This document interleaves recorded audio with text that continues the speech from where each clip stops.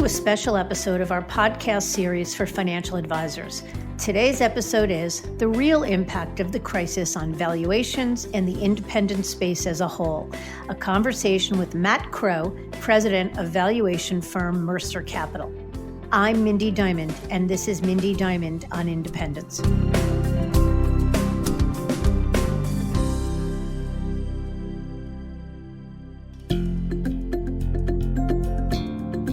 This podcast is available on our website, diamond-consultants.com, and on advisorhub.com, as well as Apple Podcasts and other major podcast platforms. If you're not already a subscriber and want to be notified of new show releases, please subscribe right on your favorite podcast platform or on the episode page on our website. And if you find the content in the series to be useful and know others who could benefit from it, please feel free to share it widely. We record this episode at a time where change has become the new norm. Each day, we wake to an update on the virus and the economy, two things that have become intrinsically linked together, creating an unprecedented level of disruption and unease that impacts us all. Yet we know this will pass, a sentiment that allows us to look forward and plan for life in a post-COVID-19 world. With that in mind, I'm grateful to have today's guest on the show. The truth is, he was originally scheduled for an episode to be aired later this year. But with all that's going on, I thought it made sense to tap into his expertise today. Matt Crow, president of Mercer Capital, is one of the leading authorities on firm valuations in the wealth management space. M&A in the RIAA segment has been quite frothy for a long time. But the big question on everyone's mind, including prospective breakaways as well as independent business owners, is how will this crisis impact valuations and the marketplace overall? Matt shares his knowledge generously through his firm's weekly blog, RIAA Valuation Insights, as well as in the media. Our goal in this episode is to get Matt's take on where we are now and what he anticipates for the future. But even more importantly, we'll talk about actionable steps you can be taking today to positively impact your business valuation going forward. So let's get to it.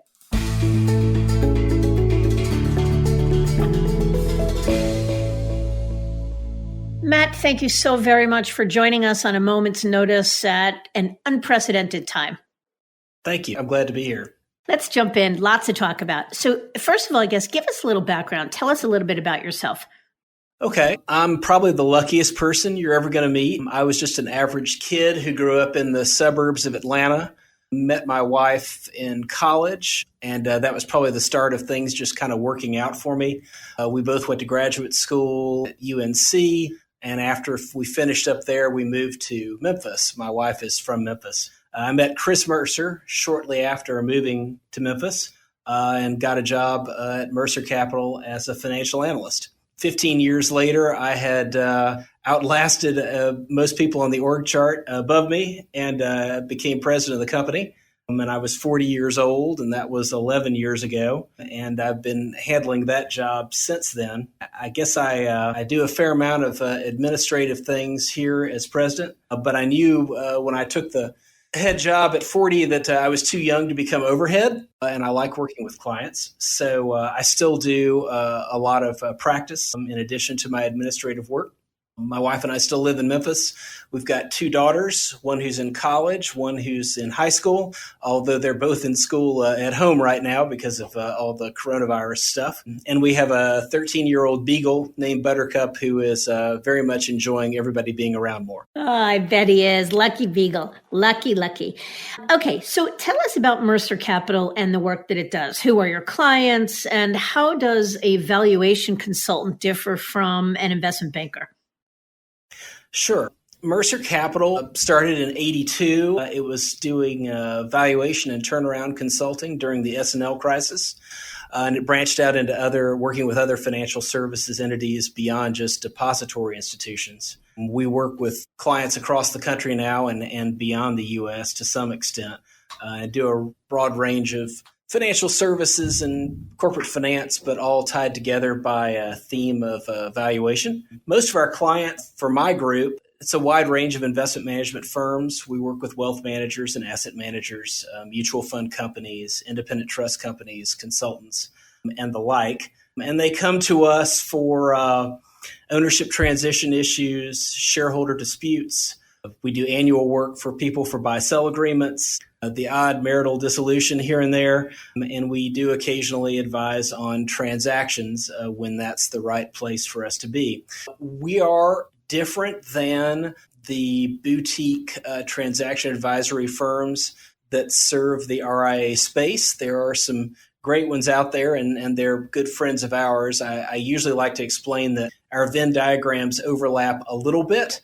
80% of what we do is maybe 20% of what they do, and vice versa. They will get pulled in on valuation issues from time to time when it makes sense for them to be there. We'll get pulled in on transaction advisory issues from time to time when it makes sense for us to be there. But we're typically focused on valuing entities when in a theoretical context, when there is no active negotiation going on. The investment bankers who serve the space, on the other hand, don't usually look at the world from that perspective. They're more involved in people who are advising when there is real money at stake. Got it. Thank you for that. All right, let's shift gears and spend some time talking about what's most relevant to everyone right now. I guess first off, what impact do you think this crisis will have on M&A, on valuations, and the RIA industry as a whole? I don't think that the underlying causes of merger and acquisitions within the RIA industry are really disrupted by this. In some cases, especially on the seller side, it may bring more sellers to the table. I heard people prior to this crisis, a number that was frequently bandied about was that there were 50 buyers for every one seller in the industry. I have no idea who calculated that or how they came about it. But certainly as we stand here looking forward and trying to figure out how things are going to feel and operate in a month or so, you're probably going to see some buyers that are going to have to back away from the RIA M&A space because they're not sufficiently capitalized to continue their expansion plans. And on the other hand, on the seller side, I think people who were considering selling in the next few years may get there sooner rather than later, simply because they're going to be tired. This is a very trying time on people in our industry. It certainly is a time that cash looks more significant than stock. And so people will be more motivated to monetize their interest in RIAs coming out of this, at least for a while, than they might have been otherwise. Yeah, I think that that's valid. And I think we see it the same way, that the strong buyers, well capitalized, will be stronger and probably more aggressive, and we'll see some real buying opportunities. And I'm wondering about the standalone RIAs. I mean, you raise a good point. There's two things at play here. One is sort of the emotional aspect of feeling exhausted and living through stress, and those that might be closer to retirement might look to accelerate time horizon. But the second thing at play is just the economics, that a standalone independent that isn't as well scaled as it could be, that doesn't have the bandwidth and the margins are being compressed further. How will this crisis impact them?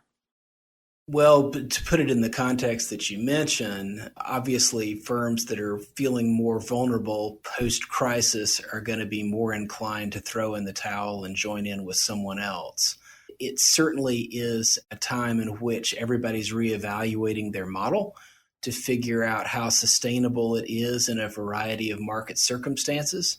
And they aren't all. That said, sometimes these models are about as flexible as people want to make them be. And if you can use this as an opportunity to reorganize your compensation and the other aspects of your overhead structure, a lot of independent RIAs that might have otherwise struggled coming out of this crisis can probably do very well.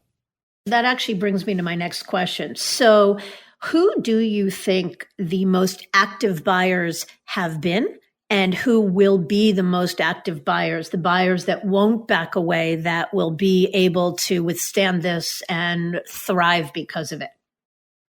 The active buyers that have real equity in their capital structures will be able to take advantage of this time.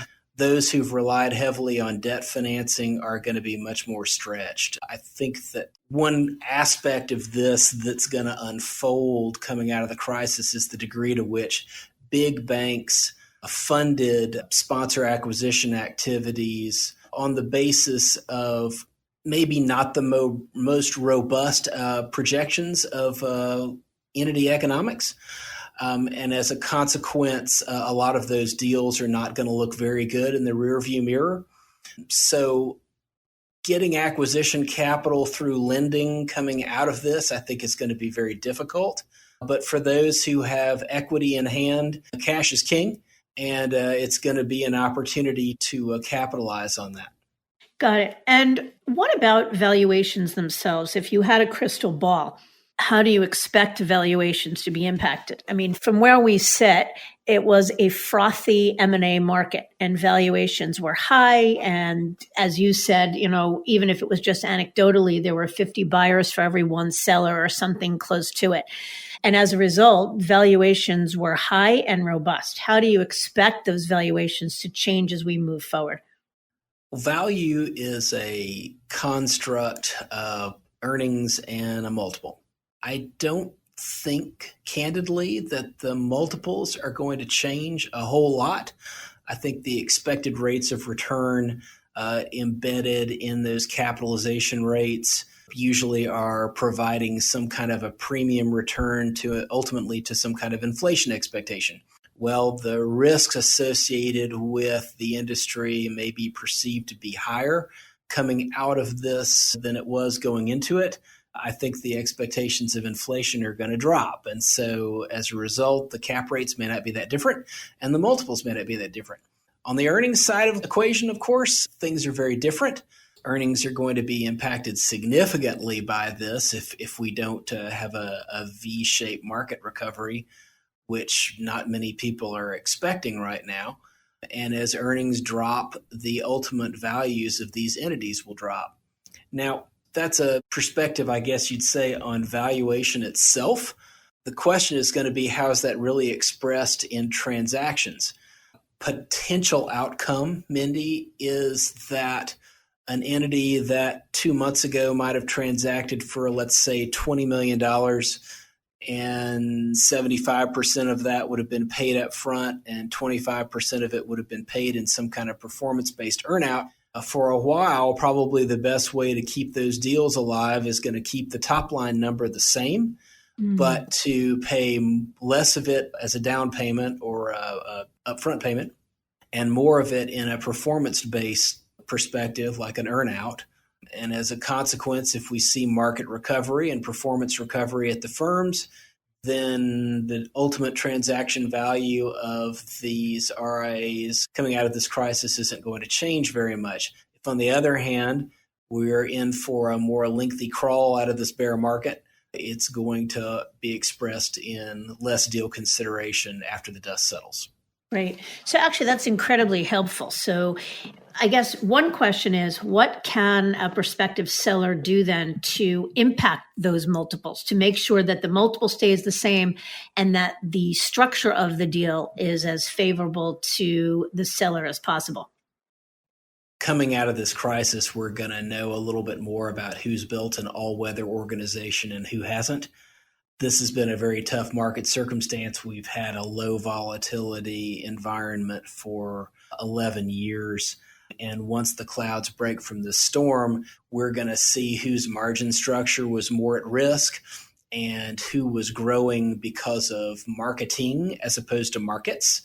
If you have built an organization that has thrived because you were adding clients and adding assets from those clients, net of payouts and net of terminations, that's going to hold or support your multiple relative to those firms that were really relying on the uplift in the markets to provide growth in AUM and therefore growth in revenue. That's really always been the case. I just think that there's going to be more of a spotlight on that issue coming out of this crisis than there would have been otherwise. Yeah, I think that that's very reasonable. And Matt, can you comment for a minute just for perspective? So let's say you're talking about a seller with 500 million under management.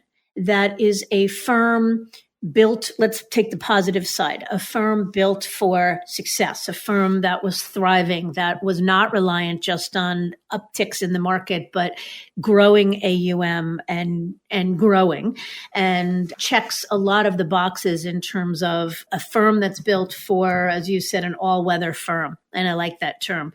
I know it's dependent on a million things, especially now, but what would a range be in terms of a multiple for, say, a $500 million seller? I think the range prior to and even coming out of this is going to be somewhere in that upper single digit multiple of distributable cash flow. And I don't think that's really going to change as a consequence of this. Again, the tricky aspect of relating that back to value is going to be what terms come along. Yeah, the structure, with the value. Of course. Yeah, and how that ultimately affects the consideration received by the seller and paid by the buyer. There's going to be a need on buyers' parts because I think people aren't going to be quite as willing to throw capital at the space as they were prior to this crisis, a need to prove or to de-risk transactions. And from the seller's perspective, they really want to go through with the transaction. They're going to kind of have to go along with that perspective. Yeah. And again, for perspective, if we were talking about a $1 billion seller, how does that, so if the multiple for a $500 million firm, an all-weather firm, if you will, is in the high single digits, how does that multiple change at $1 billion? I don't think it changes at $1 billion. I think the multiple starts getting interesting when you're scaling well beyond that. It has a little bit to do, Mindy, just with the supply of firms there. Once you get to sort of the 5 billion-ish AUM and up firms, the air gets pretty thin, and the opportunities to acquire firms of that scale are much smaller for buyers. So they're willing to put in higher multiples, starting to get into kind of your low double-digit multiples, because they can accomplish as much with one transaction there as they could with several transactions of smaller firms, and that de-risks their acquisition model as well. Yeah. Okay, so let's go in the other direction. How about a $300 million firm?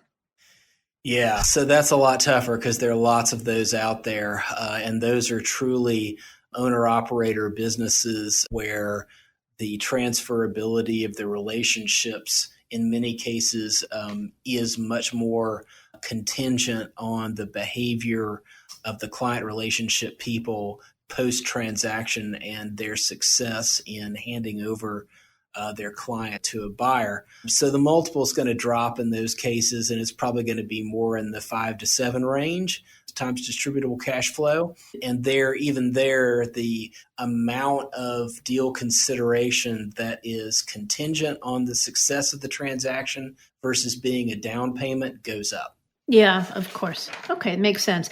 So we always talk about beginning with the end in mind. For someone who's either just launched a firm or about to, especially in light of this health and financial crisis, what are some of the most important things they should be thinking about building a firm the right way, and, to use your terms, building an all-weather firm? Their model needs to be flexible enough to operate in most market conditions. If you can create a firm, and it is kind of an interesting and golden opportunity to start from scratch, because you can build something that is more sustainable than if you're trying to change something that already exists. But I think everybody needs clients who are committed to the type of work that the firm wants to do. It's a good time to remember that portfolios for clients aren't just diversified for the risk management of the client, but it's also a risk management tool for the firm itself. The less volatile assets under management are, the less volatile the revenue stream and the margins are of the firm. Margin structures that are forgiving are very useful in circumstances like this, and that really means less compensation that's fixed in nature and more that is flexible with the profitability of the firm, kind of acts as a shock absorber to the sustainability of the organization when it hits big market bumps in the road like we're seeing right now. And then finally, there's usually not much emphasis on the balance sheet itself. In an investment management firm, the balance sheet is usually kind of an afterthought. But times like this are a good reminder that even for a professional practice type business like a wealth management firm, it's important that balance sheets be well capitalized. Debt is kind of an anathema in professional service environments. And you've got to have the working capital available to weather some bad quarters, because every few years or so, it was easy to forget in an 11-year-long bull market that bad quarters happen from time to time. But we now reminded that they do. And as a consequence of that, you've got to be able to keep your team together and your clients serviced in circumstances like the ones we're in. Yeah, I imagine this will go down in the history books as the world's greatest reminder of what could come and being prudent about everything. Let me ask you a question. You mentioned we talk about the most active buyers, and they'll be the ones that are obviously themselves the most all-weather firms built to sustain this without a lot of debt on their balance sheet. But we know that there are a lot of different categories, kinds of buyers, from larger RIAA firms to private equity investors to banks to roll-ups and others. Just if you could give us a 2-minute overview on each of those different categories, sort of what they are, and how would you counsel a prospective seller on which of those options would be the best buyer for them? When we're at our best, I think our starting point is one to sort of help the seller think through whether or not their best option is to sell externally or internally.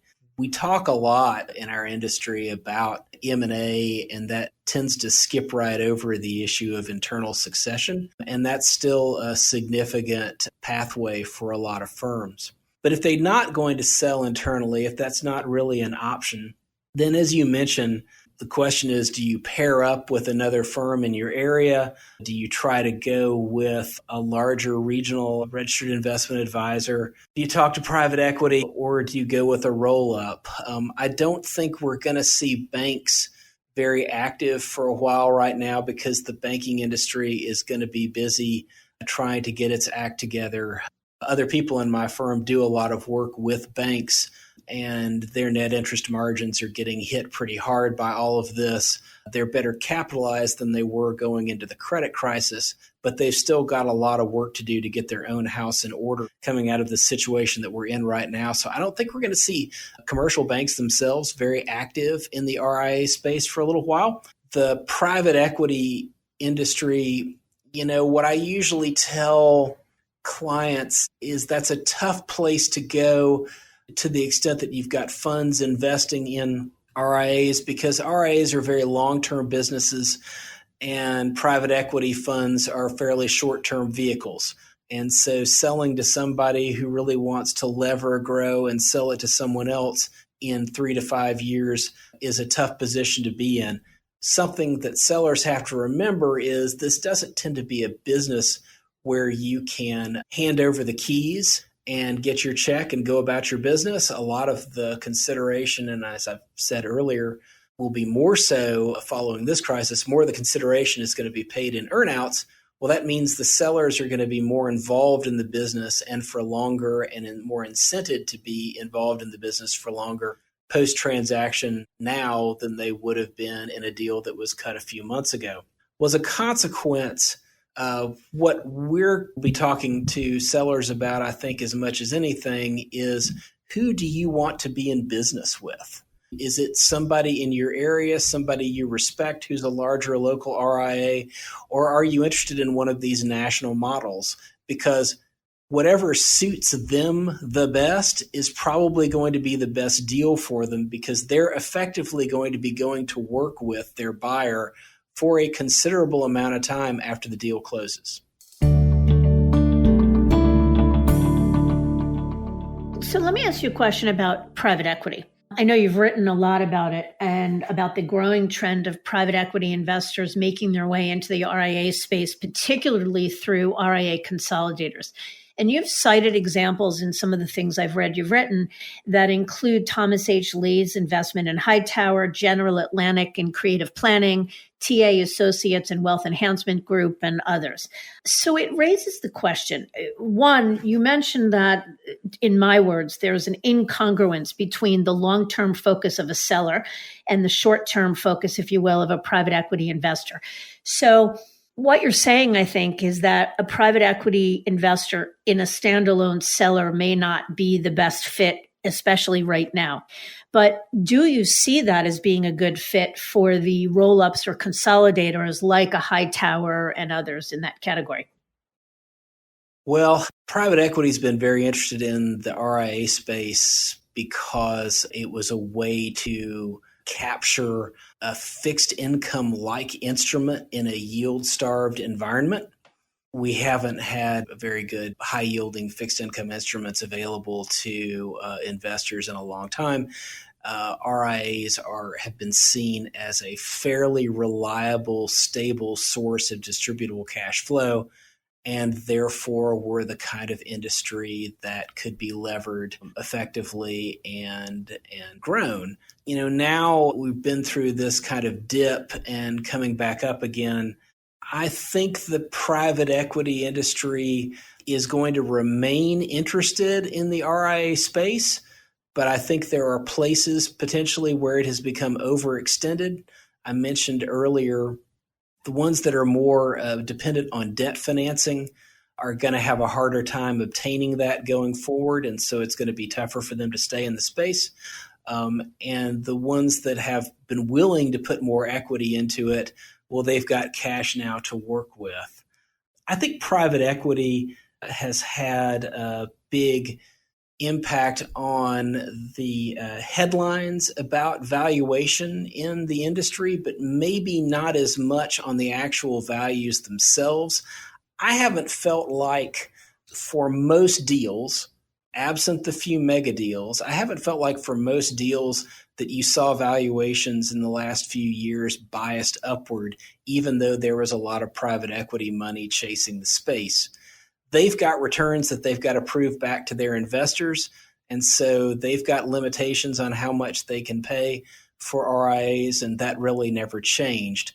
Coming out of this crisis, it's even less likely to change, and probably everybody's going to be sharpening their pencil a little more than they were.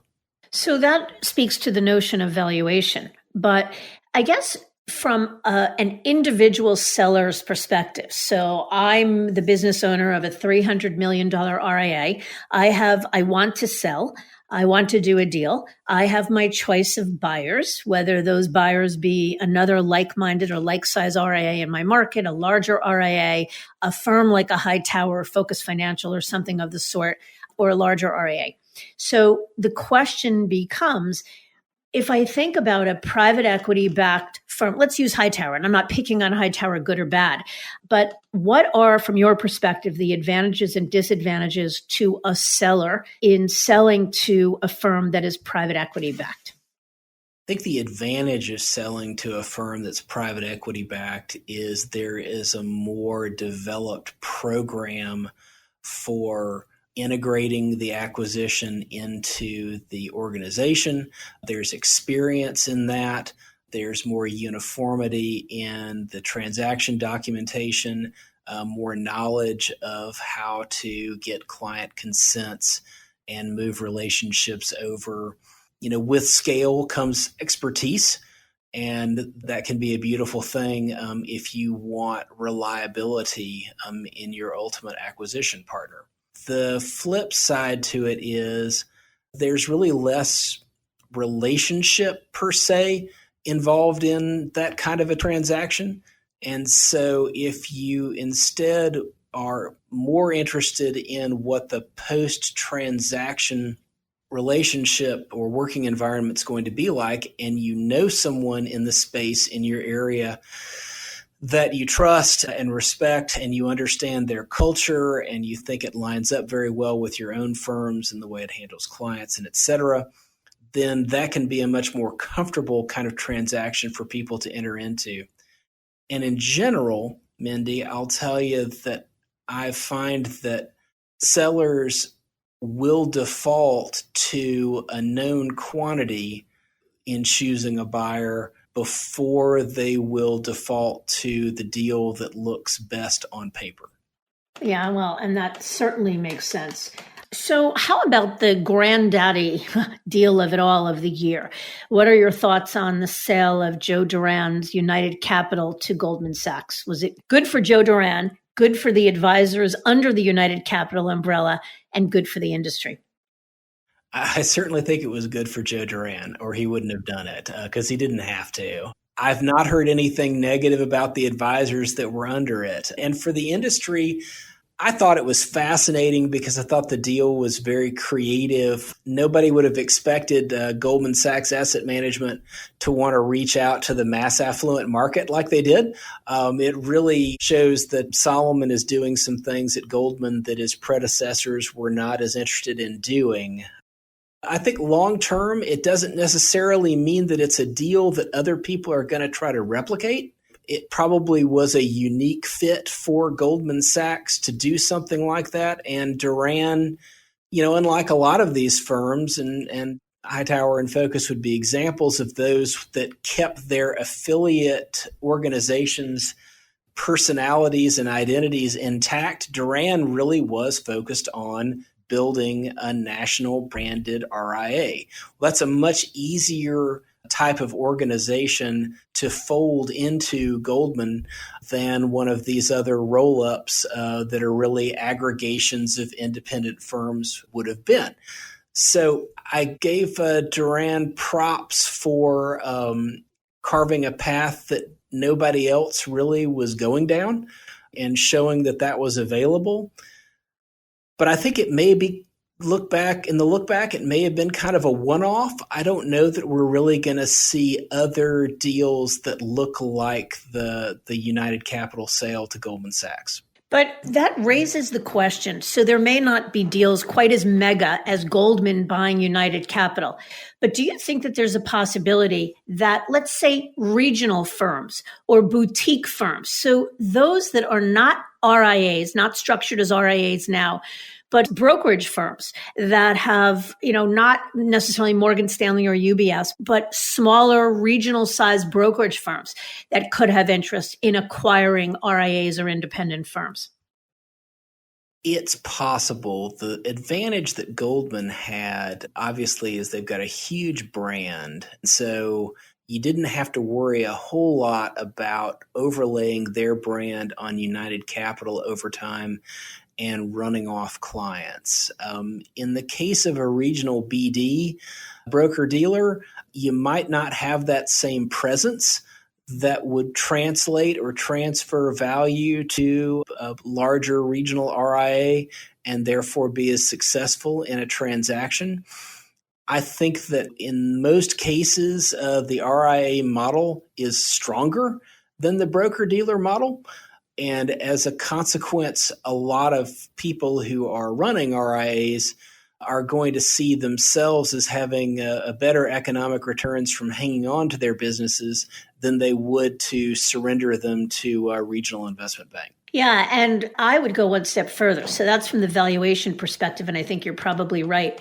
But over the years, we've had many firms, large and small brokerage firms, come to us looking to get in. They see what's going on in the RIA space and the frothy M&A market and want in on it. So we've had many brokerage firms over the years come to us asking us if we can help them to identify RIA sellers. And while on paper, the notion, especially of an exhausted, sort of overworked, one-arm paper hanger RIA, the notion of now being able to have a firm, and in large part, regional firms have great names within their local market. So the notion of being able to offload the minutia of running the business and capitalize or leverage a name that will have more meaning and more cachet than their own can be appealing. But in almost every instance, what stops those deals is the incongruence, and there's that word again, between the ethos of the buyer and the ethos of the seller. The ethos of the seller is about being entrepreneurial and looking at staff as family and not wanting to be put in the box. And the ethos of the buyer is about margins and about, one staff person for every $1.2 million in production and being put in a box and giving up control. And I think it's that incongruence that probably makes it more unlikely almost than whether that's going to be the best deal paid. I think that it's also fair to say that investment banks and their broker-dealer arms, they're just wired very differently than RIAs. BDs are product businesses. RIAs are service businesses. And although in some regards you can look around at lots of examples over time of service companies dreaming of having products and product companies dreaming of offering services, and that's not just true in finance, that's kind of true across the whole spectrum of the economy. People who work in RIAs aren't brought up to push products, and BDs aren't really brought up, people who work in broker-dealers aren't really brought up to offer services.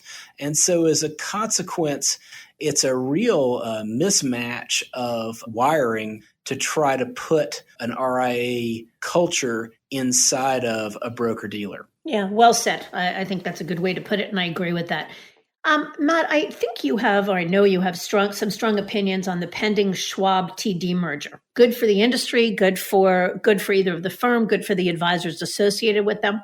I don't see anything good coming out of it, to be blunt. And I don't have any internal access to the slide deck that planned this grand strategy, but it very much in the look back appears that Schwab cut commissions in order to put more pressure on firms like TD Ameritrade to fall into their arms. And they thought with all that client cash, they could sweep the cash and lend it back out and they would earn something on the spread. Now here we sit. We've got a very volatile market and net interest margins are falling. So Schwab has, and as a consequence, others in the industry, they've given up their revenue stream from trading and they have tried to replace it with a revenue stream that is diminishing. I've got to believe that there are some folks there in the strategic group at Schwab that kind of regret what they've done. Regardless, is it good for the RIA space? Well, no, because it narrows the available ecosystems that the RIAs can deal with. Schwab was already plenty big. Anybody who wanted to be a part of the Schwab ecosystem was there, and those who didn't, who were with TD, have now lost that option. It's probably good for BNY Mellon and Raymond James and the other custodial ecosystems that exist for the RIA industry. And it's probably a good reminder for RIAs that it's not a bad idea to be custodian agnostic in how they provide their services to clients. Multi-custodial, sure. And how about your thoughts quickly on the Morgan Stanley acquisition of E-Trade Financial? I don't get it. It's a culture mismatch. It's, again, maybe something that looked interesting on paper, but an E-Trade customer isn't interested in the kind of things that Morgan Stanley does and vice versa. Is it possible to create a firm within a firm? I assume that's what they're going to try to do. It kind of reminds me a little bit of the days when the mainline airline carriers tried to create cut rate shuttle services. And none of them worked out. They didn't make any money. So unfortunately, it's probably going to bury the unique model that E-Trade had. And the E-Trades of the world were under a lot of pressure from Robinhood and firms like Robinhood. And I think that's one reason that these deals were accelerated over the past year. But now we've been in this recent environment, this recent market high volatility environment. Robinhood's systems have kind of broken down several times, and it probably would have driven a lot of customers back to the E-Trades of the world if they weren't being gobbled up by firms like Morgan Stanley.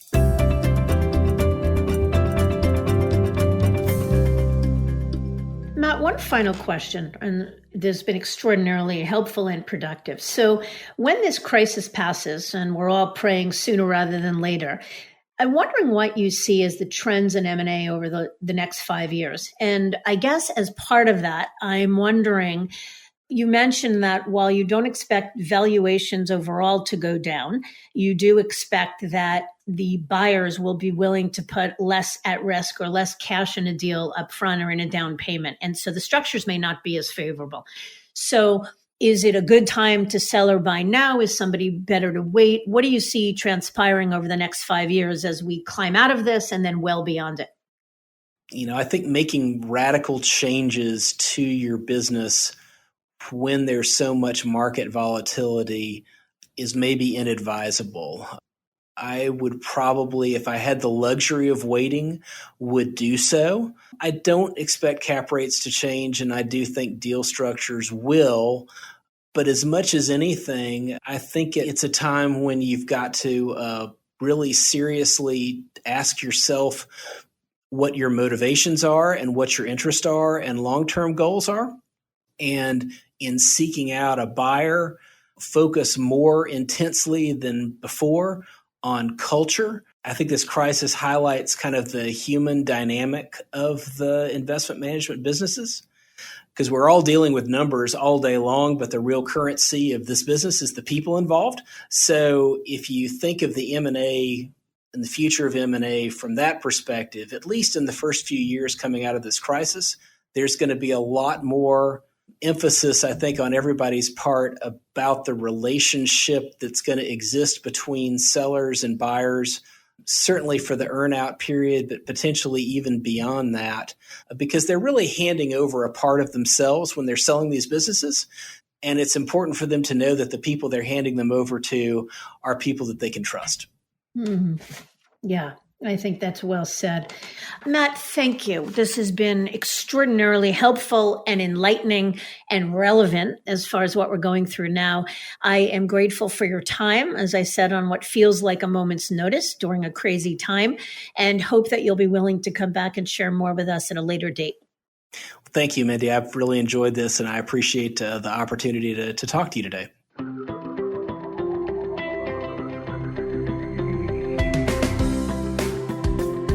While Matt shared his unique lens on valuations and what lies ahead for the independent space, his perspective on the businesses that will thrive, that is, those built as all-weather firms, leaves us with an optimistic view on the post-crisis world going forward. I thank you for listening, and I encourage you to visit our website, diamond-consultants.com, and click on the Tools and Resources link for valuable content. You'll also find a link to subscribe for regular updates to the series. And if you're not a recipient of our weekly email, Perspectives for Advisors, click on the blog link to browse recent articles. These written pieces are an ideal way to stay informed about what's going on in the wealth management space without expending the energy that full-on exploration may require. Feel free to email or call me if you have specific questions.